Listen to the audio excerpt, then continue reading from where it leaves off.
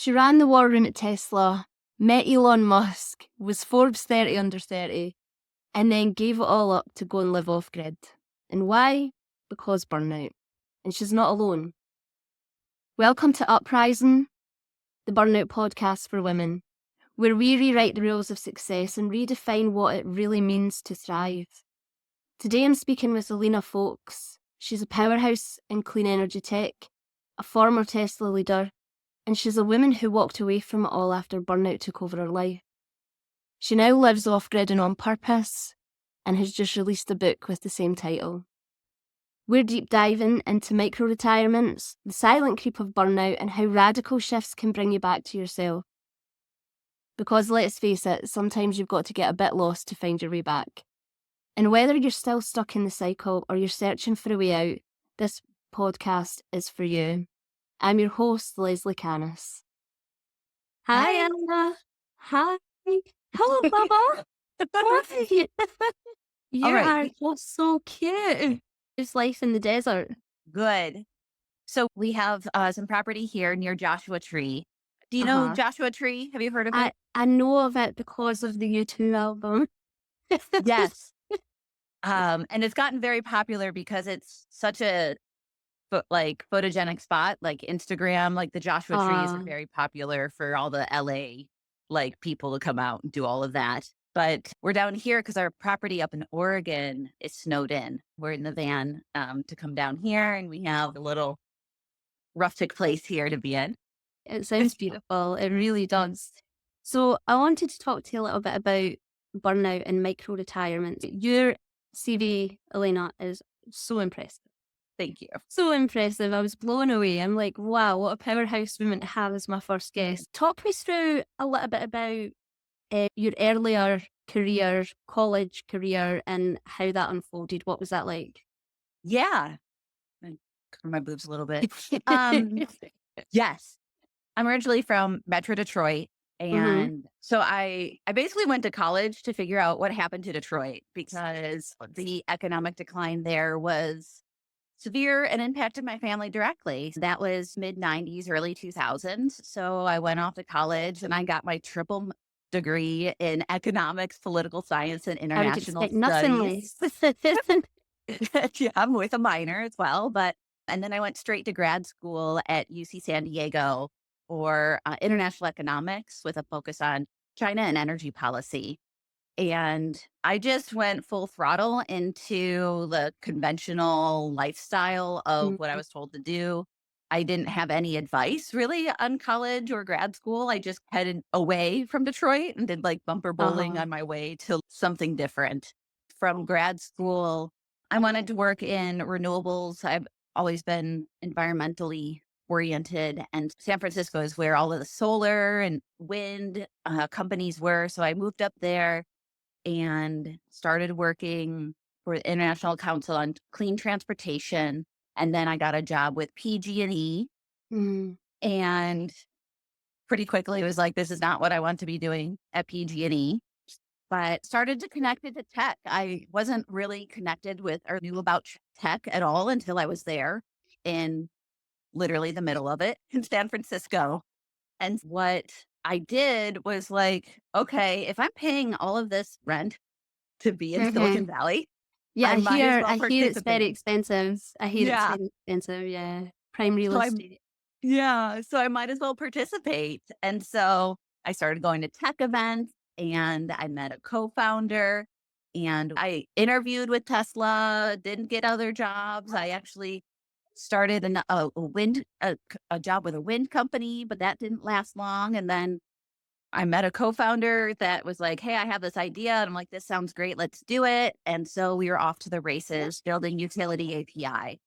And Utility API is the API that utilities should have, but they don't because they are old school. So a solar company or a battery company, any type of clean energy technology needs to assess a site for their technology and tell them how much money they're going to save.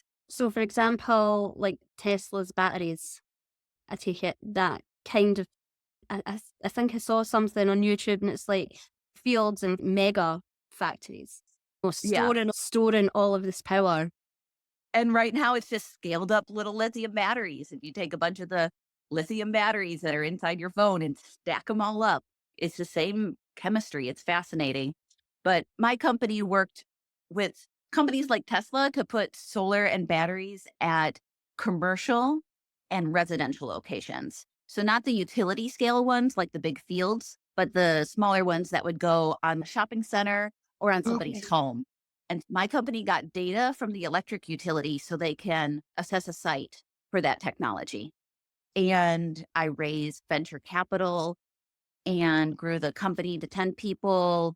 And I did that for 3 years. I built the company out, and then it was time for me to move on. And we got another CEO in there, had a great COO, and I did some consulting for a bit after that. With Utility API, I was able to guest speak at Stanford and Berkeley, and I Mhm. spoke at some White House events and got Forbes 30 under 30. That's amazing. We did pitch to a Y Combinator early on, and Sam Altman said no, which still sounds hilarious to me. So all is well. They ended up funding a similar company later. It's Oh, interesting, but okay. yeah, we were early for them. After Utility API, I did some consulting, and then I joined Tesla in their leadership program. So pretty quickly scaled delivery operations there at Tesla. Within 6 months, I had 6 bosses. It's a pretty intense environment, a very quickly growing company. I ran the war room for vehicle deliveries. Elon told me good job. And then even before then, I had a little burnout starting to happen with my company. I got Mhm. IBS. And so I started being on antidepressants because the Mhm. SSRIs are supposed to help with IBS. And so I remember sitting not at Tesla and just like burping in the afternoon, like just things like that. Like my body was starting to be like, hey, something's not right here in Mhm. terms of how you're living this life. Yeah. With Tesla, did that for just over two So before years. we move on, I really want to Yeah. talk about the burnout actually, because it's interesting what you said. You started having a burnout earlier. It didn't just hit at once when you look back in hindsight. Yeah. Actually, this has been creeping. It's been Exactly. creeping. There's catalyst that just sets it off for something big to happen. That was certainly my experience of burnout as well. It didn't just happen overnight. But before we move in to Yes. talking about your burnout and how you noticed it creeping, tell us a little bit about Elon. So my experience with Elon, I had actually met him briefly at the show Silicon Valley by HBO. I went Mm. to their premiere and he showed up at the party. It was super random. Anyways, my only picture with Elon is from that party. But I joined Tesla. I was in this program. I ran this war room. And basically, this was Q4 2018 Mm. when Tesla was producing all of these Model 3s and they had zero way to deliver all of these cars. They were just like going everywhere and Mm. they'd get stuck someplace and wouldn't make it to the customer in time to report out to shareholders that we had hit X number of vehicle deliveries Mhm. that quarter. And so I coordinated a bunch of things to save all of these deliveries so we could hit our numbers and the stock would be happy.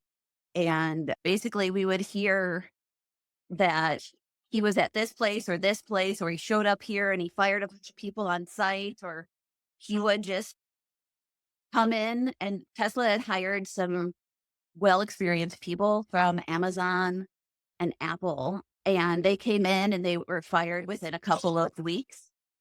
So there wasn't much respect for experience because people were trying to put into place where it was like structure. And with him, it was more about just do it. It's like the Facebook go fast and break things or get it done at all costs, which is Uh-huh. why you see very young people working with him. Okay. Young enough to not be afraid of taking risks and running full speed ahead into something. I Yeah. suppose in that kind of environment, that's going to have been the catalyst for the burn. Because it was high stress. You're like, I hope he doesn't show up and tell me I'm doing a bad job. Or I don't say something in front of him that he doesn't like, because that's going to be it. That's just how it was. It could be very arbitrary sometimes. Might need to breastfeed this guy. Oh, that's okay. Listen, Yeah. this is a burnout podcast for women by women, and we embrace feeding your baby whenever the need occurs. Yes. Okay. Me a view of the desert, yeah. Show me the Yeah. desert. I'm That's a smudging. different revenue stream. I'm in Scotland just now, and we had a little bit of sun today, but it's very unusual at Yeah. this. So you were saying this is a new revenue stream? Showing your tits on the internet is Oh, a different revenue stream. Not one that I'm into. listen, I hear there's good money in OnlyFans. Yeah. Um, Exactly. so Tesla was a catalyst for leaving that life behind. Oh, yeah. I was there with Tesla until COVID hit. So at that point, I was working in inventory control. So I did the war room. That was like my closest work with Elon. He saw the war room. He shook my hand. He said, good job. He left. It was great. Okay. So that's Q4 2018. 2019, I had a couple different roles, but I did help with getting the Shanghai factory up and running. And then I joined inventory control and helped get some inventory software implemented in Shanghai as well. So I did go out to the factory there. And then I ended up with the solar and battery group at Tesla. And Elon had said he was putting a priority on solar and batteries finally. And that just wasn't the case. There wasn't the resources there because like solar and batteries were a passion of mine. And there was just so much opportunity for the company there. But the priority for the company was delivering cars. Did you feel misaligned with what you were doing? Like you joined because you thought you would be able to pursue some of your passion. It wasn't what you expected. Yes and no. I purposely avoided working with the solar group because it wasn't aligned. I was also passionate about electric vehicles. I've been trying to work in electric vehicles my entire career because my grandfather and my parents both worked in automotive. I was So third right, generation yeah. automotive. Growing up, you'd rather talk about cars than your feelings.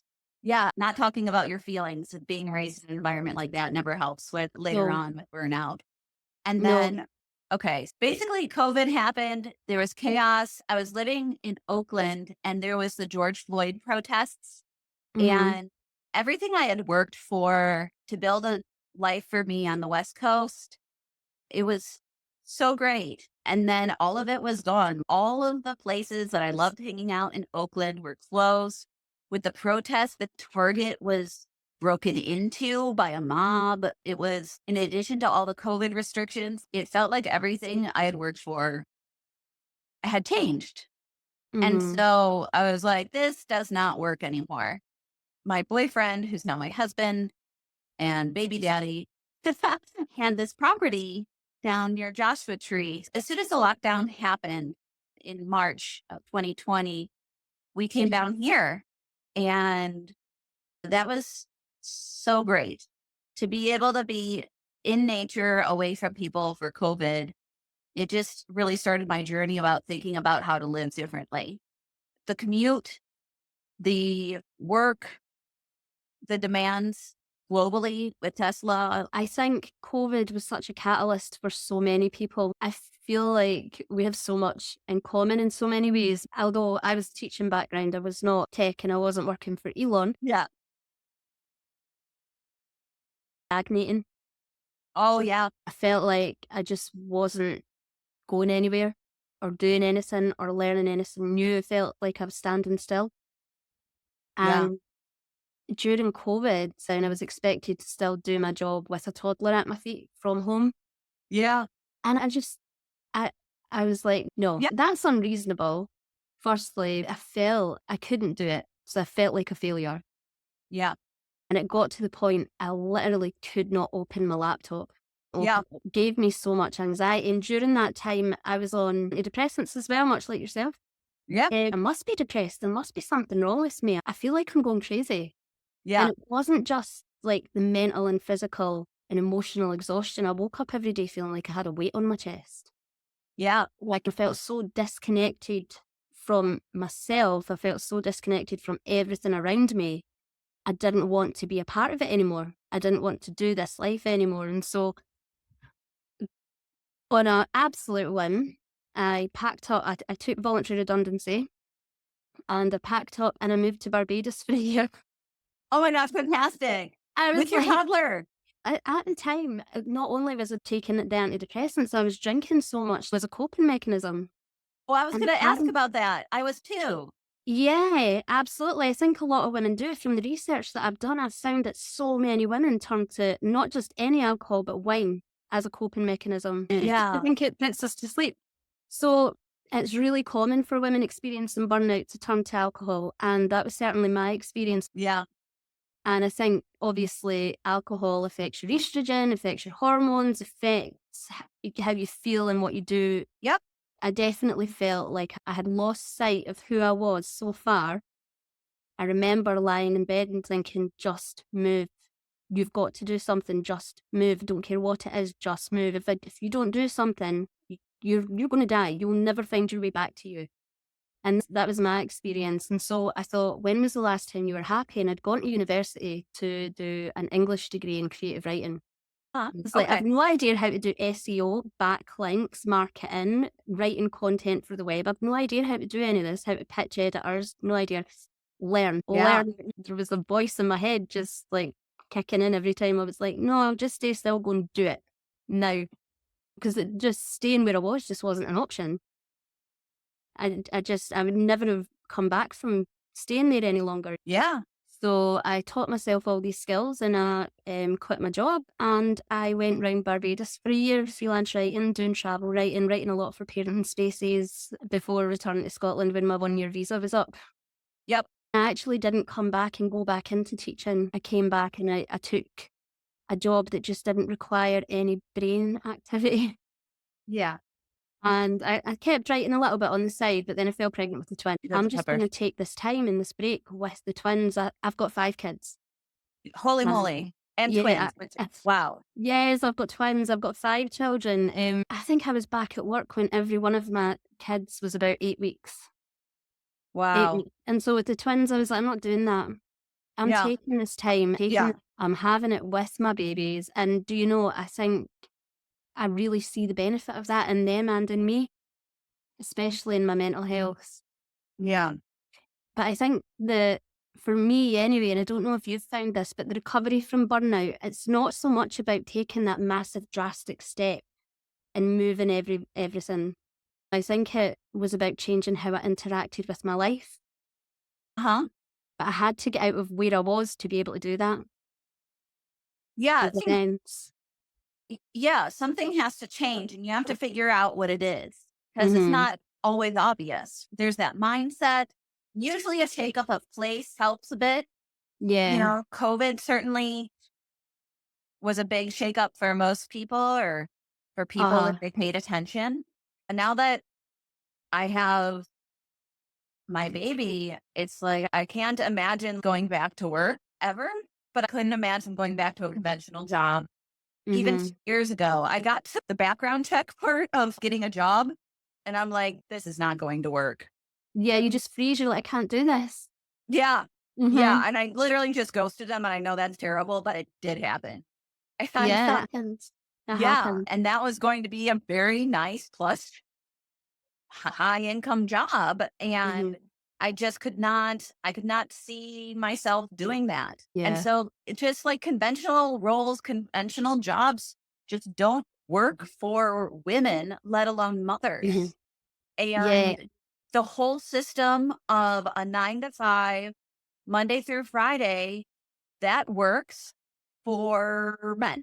And it doesn't Yeah. even work for men or families. It's Mm-hmm. just the way the structure was put in. And it all goes back to Rockefeller and how, like, these industrialists put together these structures in order to have workers. And Because you sound like me. yeah, Rockefeller, don't even get me started. when Lean In came out, that was the book by Sandberg. I was so into it. I even led a lean in circle at PG&E. I was like, cool. There's it's like the data is Mhm. here. I know what I have to do. I have to advocate for myself. And you can push and push and you can hope that it's a meritocracy, but it's not a meritocracy. One Mhm. is a tall white man with an accent, and he has given a lot of leeway in this world Yeah. and the benefit of the doubt. And Yes. any woman performing out there in a career or as a founder has to do things 5 to 10 times as well. They are Hmm. not given the Do you benefit know? of the doubt. Do you know that's really interesting? I was listening to one of your talks. You were talking about how men will apply for a job if they only meet 50 to 60% of the qualifications, but women won't actually apply for a job unless they meet 100% of the qualifications asked for. Exactly. And I don't know if that's something that's inbuilt in us or if that's the way we're treated in the workplace. And then Absolutely. what you were saying about the workplace not being set up for women, Yeah. well, absolutely is not. In society, women's role in society has changed so much over the last 30 to 40 years. We're expected to work like we have no children and raise children like we don't have jobs.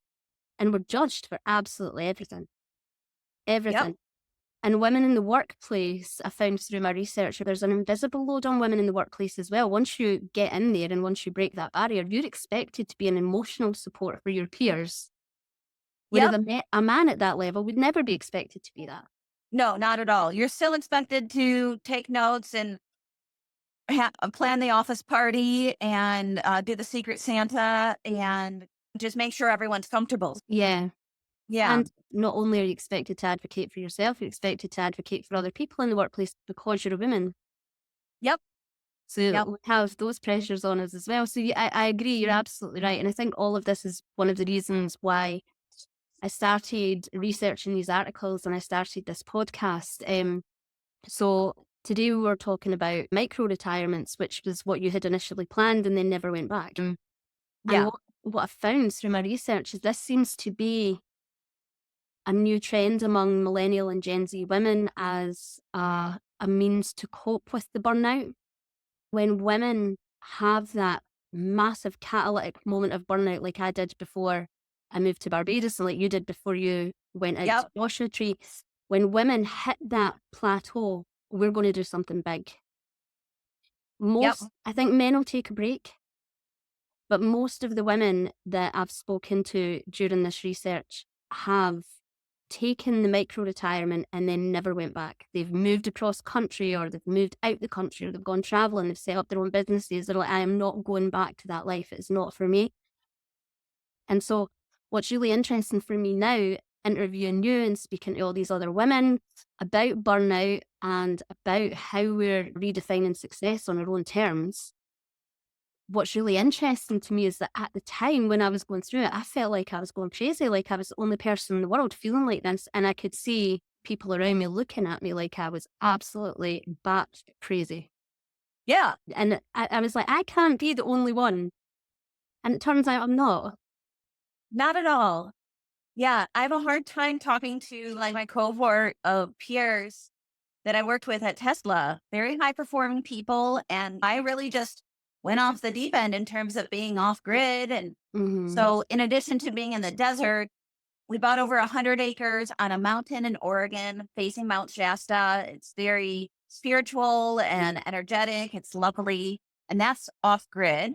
And then we also bought a I love that. catamaran and spent time in Florida and the Caribbean. And then we came back to Oregon. So it's really different I than love, working at a job.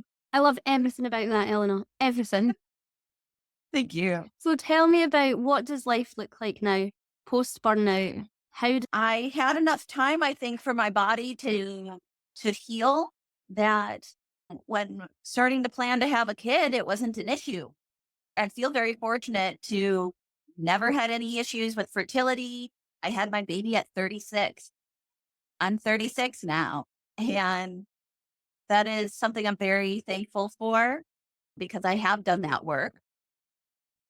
And then there's my glorious, healthy baby. And then Who is it's also, beautiful, by the way. thanks, he's a cutie. He is a cutie. And now it's okay. It's time to make more money. The only way to do that is to build something yourself. Mhm. And there's enough ways to do it passively online. The resources are there. You just have to do it. And it took me a lot, like 2 years ago, I was working on a course on how to get a job in climate tech. Oh, And I got it to 90%, and then it just fizzled. And that's because I wasn't ready yet. So there's Mm. also a point where you have to feel like you're grounded enough or feel that you're ready enough, or it is just time.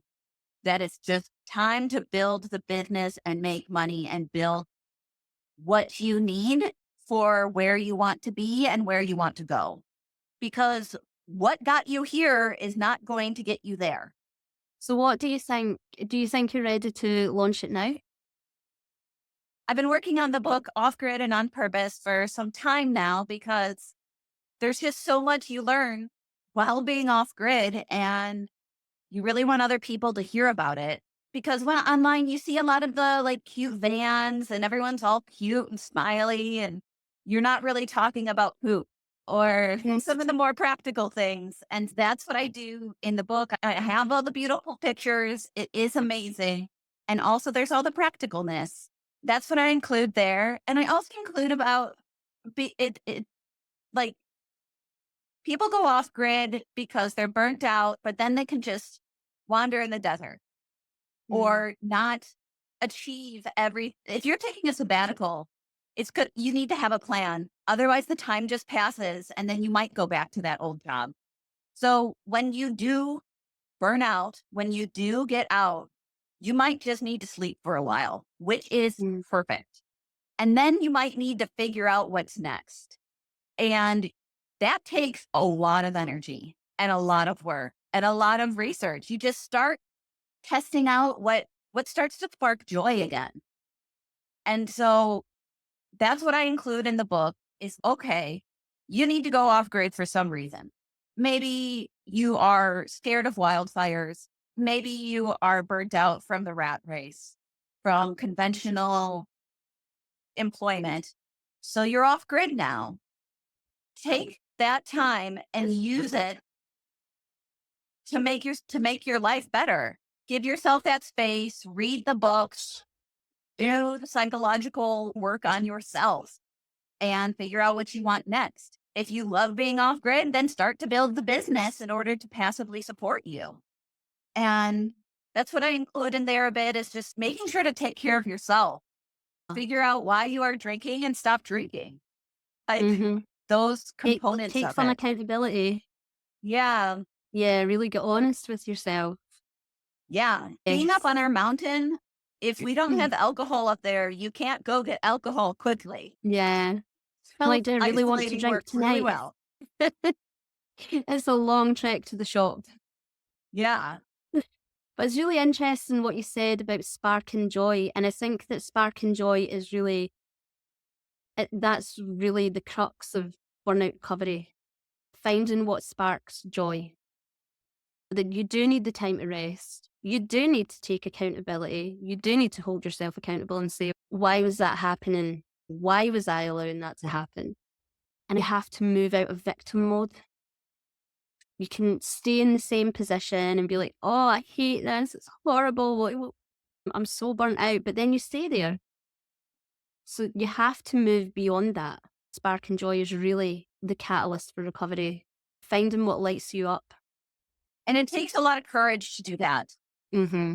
It really does. It really does. It's difficult to, it takes a lot of courage. It's really difficult to sit down and be truly, deeply honest with yourself. It You know, does. especially when you're the one that's responsible for your unhappiness.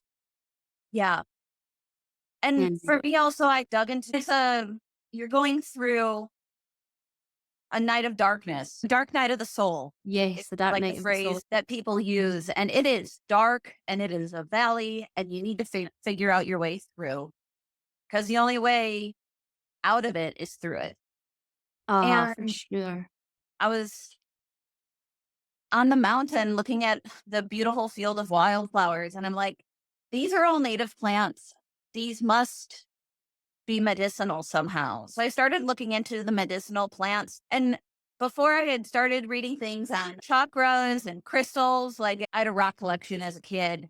And then I just started just at the farmer's market. There was a vendor with some crystals, and that was 4 years ago type of thing. But I just started reading about a little bit of the woo-woo stuff and then was like, okay, so these plants are medicine. Can I start just working with these?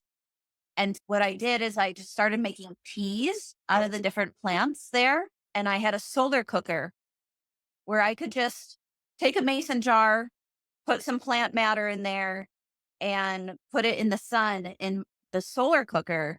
And it would just make this very potent, basically decoction of these plants. And I would just add that to my water throughout the day. And it just felt so nourishing. And I know it provided so many beneficial constituent pine trees, conifers, provides vitamin C. And in the depths of winter, and the only thing is a pine tree, and you can get vitamin C from it. That's awesome.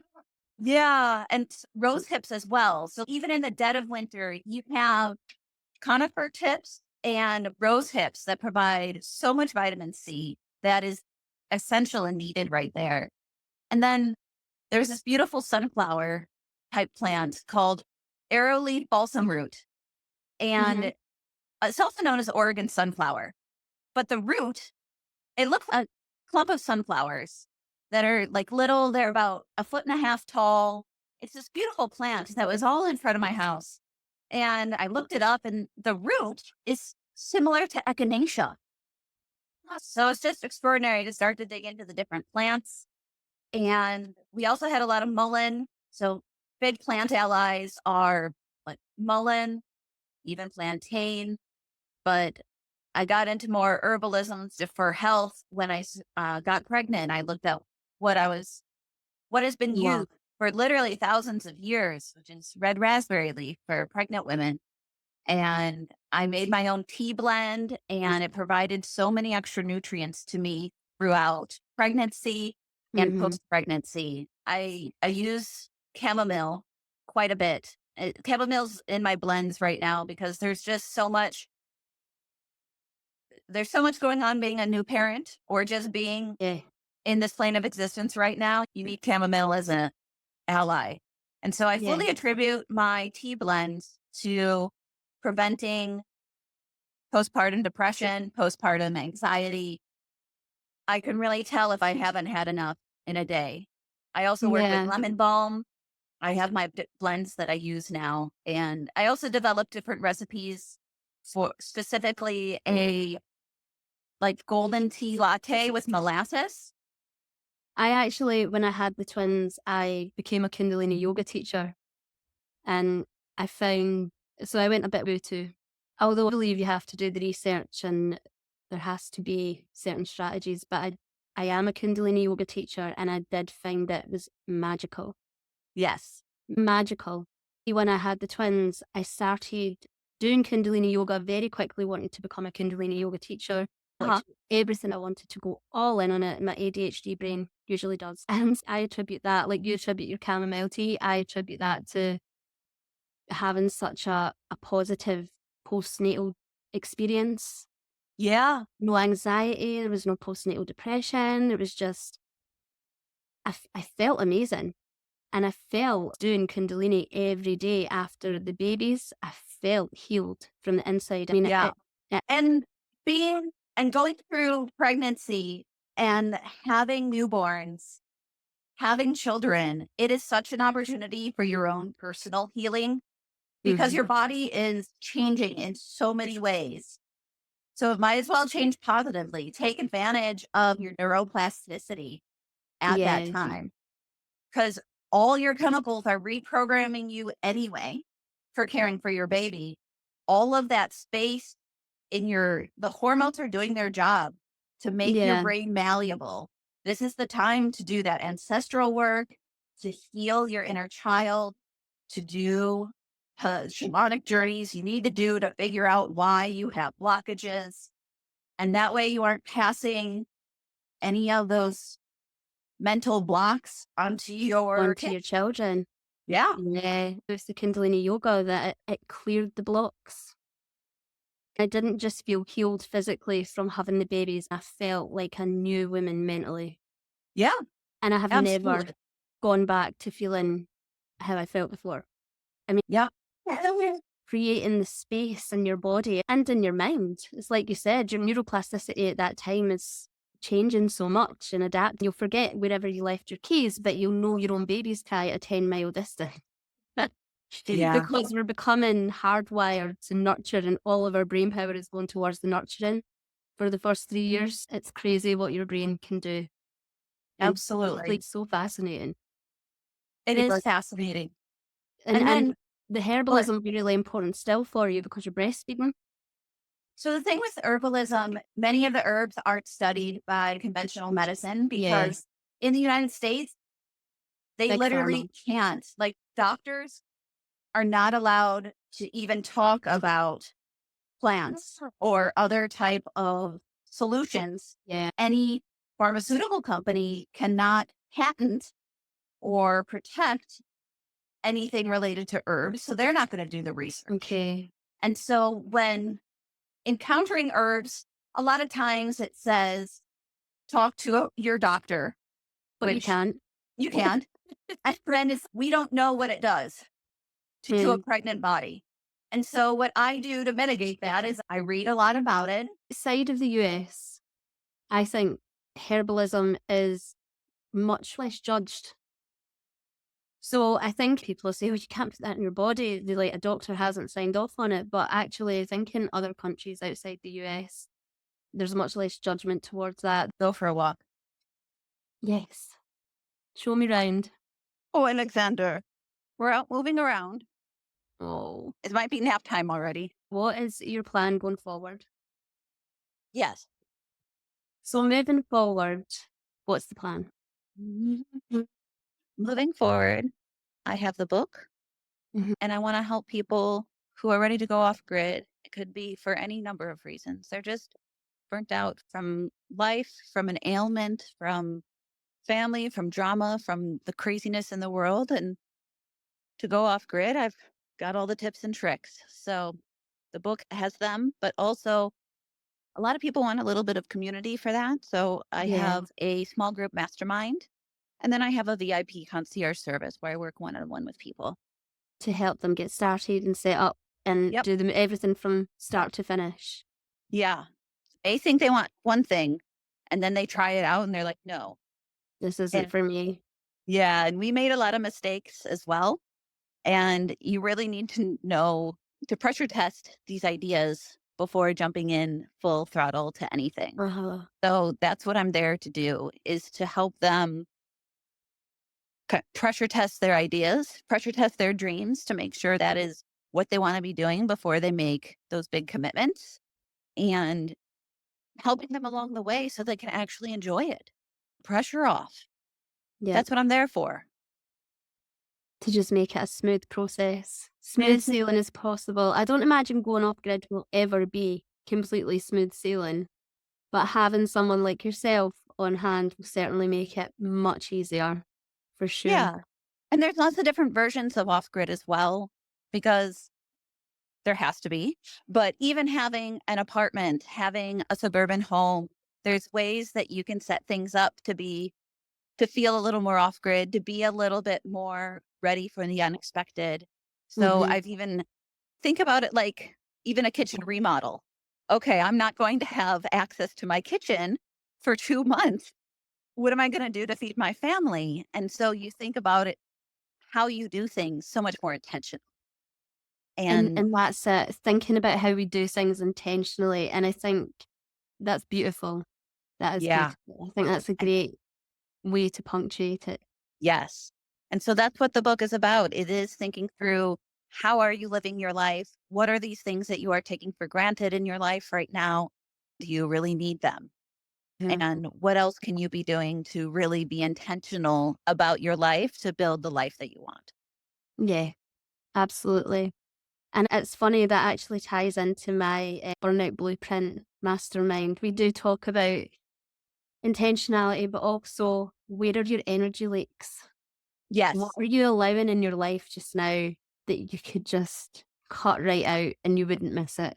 You get yourself back to a place where you can start saying, right, what do I want? Where do I go from here? How do I Yep. recover? And living intentionally. That's beautiful. So, Perfect. thank you so much, Elena. It's been a joy speaking to you today. Really You as enjoyed well. it. And it's Yeah. been wonderful to meet little Alexander, who in true baby form, now that the interview is finished, has fallen asleep. Exactly. Can't You do got you the just full like my ramp. babies. Just like my babies. Burnout isn't a life sentence, but it is a wake-up call. Elena walked away from corporate chaos and built a life that actually works for her. And I did the same. And if you're feeling stuck, exhausted, and disconnected, you can too. And the first step, stop waiting for permission to change. You are allowed to want more. And if you loved this conversation, make sure to subscribe, leave a review, and share this episode with a friend who needs it. And if you're ready to start your own uprising against burnout, come and join my community. The links are in the show notes.